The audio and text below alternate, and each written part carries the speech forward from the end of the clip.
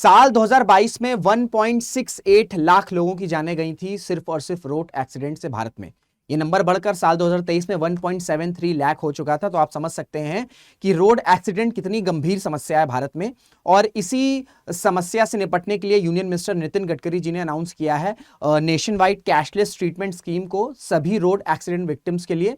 और इस स्कीम की शुरुआत मार्च से हो जाएगी। और इस स्कीम का ऑब्जेक्टिव ये है कि जो गोल्डन आवर है, गोल्डन आवर का मतलब ये होता है कि एक्सीडेंट के बाद जो पहला घंटा होता है उसे गोल्डन आवर कहते हैं। और इस पहले घंटे में यदि प्रॉपर मेडिकेशन मिल जाए विक्टिम को तो सर्वाइवल के चांसेस बहुत ज्यादा बढ़ जाते हैं। तो गोल्डन आवर में प्रॉपर मेडिकेशन मिल सके सभी के सभी रोड एक्सीडेंट विक्टिम्स को, इस वजह से इस स्कीम को लॉन्च किया गया है। तो इस स्कीम में क्या क्या फीचर्स हैं, किस तरीके से ये इंप्लीमेंट होगी, सारी जानकारी जो है आज मैं आपको इस एक वीडियो में देने वाला हूं। नमस्कार दोस्तों, मेरा नाम ऋषभ सिंह है, you watching current affairs part by day 247। इस तरीके की न्यूज एनालिसिस अपडेट्स आपको इस चैनल पर मिलती है, तो रिक्वेस्ट है कि चैनल को सब्सक्राइब जरूर कर लीजिएगा। So Nitin Gadkari announces nationwide cashless treatment scheme for road accident victims, devising system to track working hours of drivers. Press conference हुई थी, इस दौरान उन्होंने कई सारे इनिशिएटिव्स की बात करी है। उसमें यह भी इनिशिएटिव है कि जो वर्किंग आवर्स है ड्राइवर का उसे भी रेगुलराइज करने की जरूरत है, उसे भी ट्रैक करने की जरूरत है। क्योंकि जो ड्राइवर फटीग है भारत में, जो ड्राइवर फटीग है, क्योंकि बहुत बड़ा देश है भारत, नॉर्थ से साउथ, साउथ से ईस्ट, ईस्ट से वेस्ट, इस तरीके से जो होते हैं आपके गुड्स के ट्रांसपोर्ट होते हैं। आप देखते हैं जो ट्रक ड्राइवर्स होते हैं वो कितनी लंबी लंबी ट्रैवलिंग करते हैं। तो इस वजह से ड्राइवर फटीग आ जाता है, थकावट आ जाती है। और ये एक मेजर रीजन है भारत में रोड एक्सीडेंट्स का। इस वजह से ये भी चर्चा की गई है कि किस तरीके से वर्किंग आवर्स को रिलैक्स किया जा सकता है सो दैट ड्राइवर फटीग कम किया जाए। तो अब ये जो स्कीम है, ये जो कैशलेस ट्रीटमेंट स्कीम अनाउंस करी गई है, उसके इंपॉर्टेंट फीचर्स क्या हैं? देखिए उसका सबसे इंपॉर्टेंट फीचर ये है कि भैया ये कैशलेस ट्रीटमेंट रहेगी। ठीक है, कैशलेस ट्रीटमेंट रहेगी। इससे ये होगा कि तुरंत इमरजेंसी मेडिकल केयर जो है वो मिल जाए। क्योंकि कई बार क्या होता है कि पैसों की दिक्कत की वजह से, कैश की दिक्कत की वजह से वो इंस्टेंट ट्रीटमेंट नहीं मिल पाता है। तो इसको रिड्यूस करने या इसको काउंटर करने के लिए इसमें ये फीचर है कि कैशलेस ट्रीटमेंट रहेगा। ये पूरे नेशन वाइड एप्लीकेबिलिटी रहेगी, पूरे भारत में जो है मार्च से ये एप्लीकेबल हो जाएगा। प्लस जो कवरेज लिमिट है वो आपकी 1.5 लाख है। ठीक है, 1.5 लाख है। और एक्सीडेंट के 7 दिनों तक, जब से एक्सीडेंट हुआ है उसके बाद से 7 दिन का कवरेज और 1.5 लाख, ये पूरा का पूरा जो है आपको कवरेज मिलेगा इस एक्सीडेंट में। और ये आपका प्राइवेट और गवर्नमेंट हॉस्पिटल्स दोनों जगह ही एप्लीकेबल हो सकता है।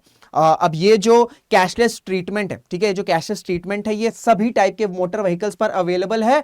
और सभी रोड पे, चाहे वो हाईवे हो, चाहे वो स्टेट हाईवे हो, नेशनल हाईवे हो, एक्सप्रेस वे हो, कोई भी सड़क हो भारत में, यदि आपका एक्सीडेंट हुआ है तो आप इस स्कीम के लिए एलिजिबल हैं, कैशलेस ट्रीटमेंट के लिए। और ये जो स्कीम है, ये 1.5 लाख का कैशलेस ट्रीटमेंट 7 दिनों तक जो है ये कवरेज मिलेगी, प्राइवेट हॉस्पिटल में भी मिलेगी, गवर्नमेंट हॉस्पिटल में मिलेगी। तो इसके लिए एक इंप्लीमेंटिंग एजेंसी होगी जो देखेगी। तो वो इंप्लीमेंटिंग एजेंसी कौन है? वो इंप्लीमेंटिंग एजेंसी है आपकी नेशनल हेल्थ अथॉरिटी। जो नेशनल हेल्थ अथॉरिटी है, ठीक है, जो नेशनल हेल्थ अथॉरिटी है वो सारे इस प्रोग्राम के इंप्लीमेंटेशन को देखेगी और वो कोऑर्डिनेट करेगी पुलिस के साथ, ठीक है, जो लोकल पुलिस है, हॉस्पिटल्स के साथ और स्टेट हेल्थ एजेंसीज के साथ। क्योंकि भाई भारत इतना बड़ा देश है, कहां पर एक्सीडेंट हो रहा है, कहां पे नहीं हो रहा है, ये सारी जानकारी जो है जब तक local agencies, local police, local state health agencies से कोऑर्डिनेशन नहीं होगी तब तक जानकारी नहीं हो पाएगी। तो जो नेशनल हेल्थ अथॉरिटी है वो इसे ओवरसी करेगी, वो इसे ओवरलुक करेगी एंड इनके सभी के साथ, चाहे पुलिस हो, हॉस्पिटल्स हो, स्टेट हेल्थ एजेंसीज हो, इनके साथ कोऑर्डिनेशन करके इस प्रोग्राम को इंप्लीमेंट किया जाएगा। अब ये जो आपका जो एग्जीक्यूशन है ये आपका एक आईटी प्लेटफॉर्म के थ्रू होगा, जहां पर मिनिस्ट्री ऑफ रोड ट्रांसपोर्ट और जो हाईवे का ई डिटेल एक्सीडेंट रिपोर्ट है उसको इंटीग्रेट किया जाएगा। और साथ ही साथ जो एप्लीकेशन है नेशनल हेल्थ अथॉरिटी के ट्रांजैक्शन मैनेजमेंट सिस्टम का, इन तीनों को इंटीग्रेट किया जाएगा इस आईटी प्लेटफॉर्म पे, जिसके through proper coordination, smooth coordination हो सकेगी। सो दैट जो गोल्डन आवर है, जैसे मैंने आपको बताया कि जो एक्सीडेंट का पहला घंटा है उसमें तुरंत कहीं पर भी एक्सीडेंट हो रहा है तो वहां पर इंस्टेंट जो है वो मेडिकल केयर या मेडिकल ट्रीटमेंट पहुंचाई जा सके। ठीक है, तो इस तरीके से जब तक स्मूथ कोऑर्डिनेशन नहीं होगी ना तब तक, क्योंकि कहीं पर भी एक्सीडेंट हो सकता है, इतने एरियाज हैं, इतने रिमोट एरियाज हैं, तो ऐसे में कोऑर्डिनेशन बहुत ज्यादा जरूरी है। और वो कोऑर्डिनेशन स्मूथ हो सके इस वजह से इस आईटी प्लेटफॉर्म को इंटीग्रेट किया जाएगा, चाहे वो मिनिस्ट्री ऑफ रोड ट्रांसपोर्ट हो, ई डिटेल एक्सीडेंट रिपोर्ट हो, या फिर नेशनल हेल्थ अथॉरिटी की ट्रांजैक्शन मैनेजमेंट सिस्टम हो। ठीक है, इसके साथ साथ मैंने आपको बताया कि प्रेस कॉन्फ्रेंस के दौरान यूनियन मिनिस्टर नितिन गडकरी जी ने काफी सारी बातें कही। कि किस तरीके से जो वर्किंग आवर्स है उन्हें रेगुलेट किया जा सकता है, रोड सेफ्टी के चैलेंजेस को कैसे भारत जो है वो काउंटर कर सकता है। एंड इसमें सबसे इंपॉर्टेंट ये है कि वर्किंग आवर्स को रेगुलेट किया जाएगा, क्योंकि ड्राइवर फटीग जो है वो एक इंपॉर्टेंट कारण होता है जिस वजह से रोड एक्सीडेंट्स हमें भारत में देखने को मिलते हैं।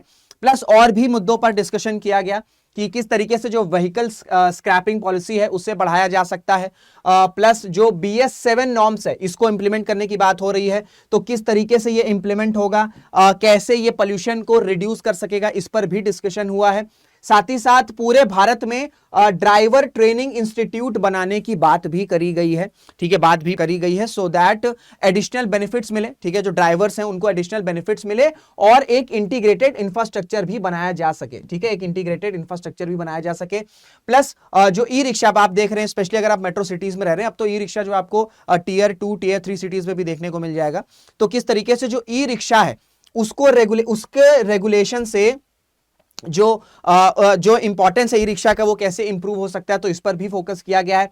फिर कई सारे वर्कशॉप में बात करी गई कि कैसे एडवांस ड्राइवर असिस्टेंस सिस्टम को हम इंट्रोड्यूस कर सकते हैं ट्रक्स के लिए, स्ट्रिक्टर इन्फोर्समेंट, आपका retro reflective tape on vehicles इसको शुरू कर सकते हैं, व्हीकल लोकेशन ट्रैकिंग डिवाइसेस इसको कैसे इंप्लीमेंट किया जा सकता है स्पेशली महिलाएं और बच्चों की सेफ्टी के लिए। तो आपका कैशलेस ट्रीटमेंट के साथ साथ कई सारे डिस्कशंस हुए हैं जिससे रोड एक्सीडेंट का जो चैलेंज है उसे काउंटर किया जा सके। अब तो ये मैंने आपको पूरी स्कीम के बारे में बता दी है, अब मैं आपको थोड़ा सा कुछ डेटा के बारे में बताता हूं कि क्यों रोड एक्सीडेंट जो है वो एक मेजर कंसर्न है। तो अगर हम 2022 के डेटा को देखें, पहला चार्ट है share in accidents and deaths bye type of road accident in 2022।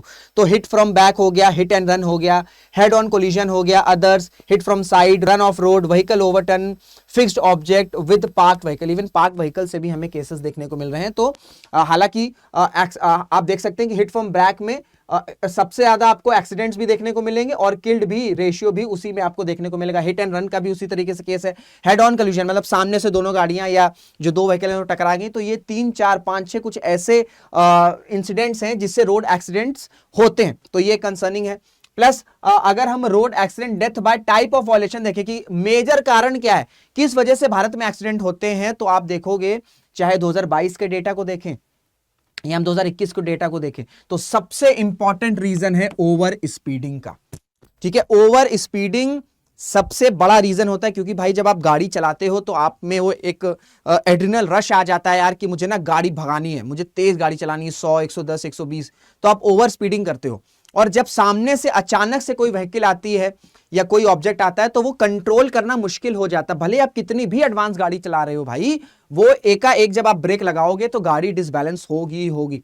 तो ये आप देख सकते हो कि एक कंसर्निंग चीज है कि भारत में मोस्टली एक्सीडेंट्स, ठीक है, मेजॉरिटी एक्सीडेंट आपका ओवर स्पीडिंग की वजह से हो रहा है। तो जितने भी लोग इस वीडियो को देख रहे हैं, अगर आप ओवर स्पीडिंग करते हैं तो बिल्कुल ओवर स्पीडिंग मत करिए। जो लिमिट दी गई है, जब भी आप हाईवे से जाएंगे, एक्सप्रेसवे से जाएंगे तो आपको वो स्पीड लिमिट दिख जाती है, तो वो स्पीड लिमिट कुछ कैलकुलेट करके ही दी जाती है, तो उस स्पीड लिमिट को जो है आप रिस्पेक्ट करिए। इसी वजह से इसी वजह से आपने देखा है कि कैमरास भी लगाए गए हैं। अगर आप एक्सप्रेसवे में गाड़ी चलाते हैं तो आपको पता होगा कि जैसे ही आप ओवर स्पीडिंग करते हैं आपको चालान आ जाता है, ई चालान आ जाता है। इसका मेजर रीजन ही यही है। जो लोग कहते हैं ना कि यार ये थोड़ी सी ओवर स्पीडिंग करिए और ई चालान आ गया, रीजन आप देख सकते हैं कि भाई मेजॉरिटी एक्सीडेंट तो ओवर स्पीडिंग की वजह से हो रहे हैं। तो अगर स्ट्रिक्ट रेगुलेशंस नहीं आएंगे, इवन इतने कैमरास हैं, चलान्स, ई चलान्स आ रहे हैं, उसके बावजूद भी 2021 और 22 का डेटा है ये, तो अभी भी कई सारे ऐसे स्ट्रिक्ट मेजर्स लाने होंगे जिससे ओवर स्पीडिंग का जो मुद्दा है या जो इश्यू है उससे रिजॉल्व किया जा सके। और अगर हम ग्लोबली भी देखें ना तो सबसे ज्यादा जो रोड एक्सीडेंट्स हैं वो भारत में ही हो रहे हैं, उसके बाद चाइना है, नंबर आप देख सकते हैं ड्रास्टिकली कम है भैया, 1000 से लाख से सीधे 1000 में आ गया, फिर यूएसए और कम, फिर इंडोनेशिया और कम, रशियन फेडरेशन और कम। तो सबसे ज्यादा ग्लोबली जो है ये देखा जाता है कि इंडिया में रोड एक्सीडेंट्स हो रहे हैं और इससे जीडीपी को भी लॉस होता है, सोशियो इकोनॉमिक लॉसेस भी होते हैं। भाई किसी परिवार में कोई ओनली अर्निंग पर्सन है और उसकी अगर रोड एक्सीडेंट में डेथ हो जा रही है तो फिर ये देखा जाता है कि पूरा का पूरा जो परिवार है ना वो क्राइसिस में आ जाता है। तो सिर्फ रोड एक्सीडेंट से जीडीपी, सोशियो इकोनॉमिक क्राइसिस, हर तरह की क्राइसिस होती है। इस वजह से जो है ये रोड एक्सीडेंट के लिए स्कीम निकाला गया है। अब अगर मैं आपको थोड़ा सा डिस्ट्रीब्यूशन बताऊं कि एज क्या है, तो 16 से 19 साल की जो एज है उसमें आप देखोगे कि 32.13% आपके रोड एक्सीडेंट के विक्टिम है।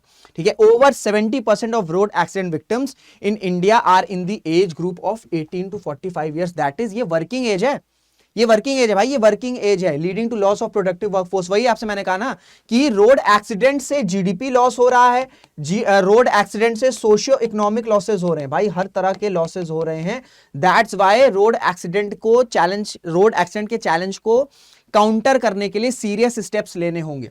फिर अगर आप 20 से 24 देखोगे तो 19.04% है, आपका 25 से 34 7.14% हो गया, 35 से 44 आपका 3.57, फिर करता करता जाएगा। फिर आपका 75 प्लस में आप देखोगे कि एक तो आपको बिल्कुल यंग यूथ जो दिख रहा है वहां पर है, और फिर आपका 75 प्लस में भी आपको 23% के केसेस देखने को मिल जाएंगे। तो सीरियस कंसर्न है, इस वजह से ये सारी स्कीम्स जो है वो इंप्लीमेंट की जा रही है, रेगुलेशंस इंप्लीमेंट किए जा रहे हैं, सो दैट लोग जो हैं ट्रैफिक रूल्स को रिस्पेक्ट करें। इस वजह से अगर आप ये वीडियो देख रहे हैं तो वीडियो को शेयर जरूर करेगा, सो दैट ज्यादा से ज्यादा लोगों को पता चले, एंड स्पेशली ये डेटा पता चले कि इस ओवर स्पीडिंग सबसे महत्वपूर्ण कारण है भारत में रोड एक्सीडेंट का, सो दैट लोग इस ओवर स्पीड को कंट्रोल कर सकें। तो ये था पूरी न्यूज एनालिसिस। आप मुझे आई होप आपको सारी चीजें क्लियर हो गई होंगी, विद डेटा मैंने आपको समझाने की कोशिश करी। कोई डाउट रहेगा तो अपने डाउट्स आप कमेंट बॉक्स में पूछ सकते हैं। इसी के साथ इस वीडियो को एंड करते हैं। अगर ये वीडियो अच्छी लगी तो इसे लाइक जरूर करेगा, शेयर जरूर करेगा और कमेंट भी जरूर से करिएगा। तो इसी के साथ वीडियो को एंड कर मुलाकात करेंगे आपसे अगले वीडियो में। जय हिंद, जय भारत।